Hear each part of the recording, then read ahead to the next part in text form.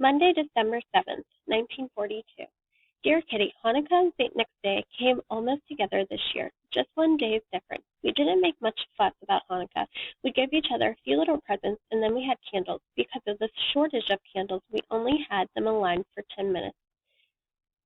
But it was all right, and as long as you have a song. Mr. Van Daan made wooden candlesticks so that two would all properly arranged. Saturday, the evening of St. Nick's Day, was much more fun. Miep and Ellie had made it very exquisite by whispering all the time with Daddy, so naturally we guessed that something was on. And so it was. At 8 o'clock we all filed down the wooden staircase, through the passage in the pit darkness. It made me shudder, and I wished I was safely upstairs again, into the little dark room. There, as there are no windows, we were able to turn on the light. When this was done, Daddy opened the cupboard.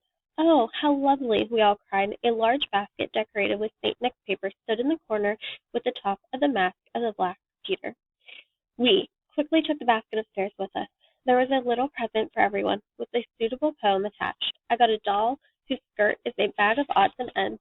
Daddy got a book, and so on. And in case it was a nice idea, and none of us have ever celebrated St. Nick, it was a good way of starting. Yours, Anne.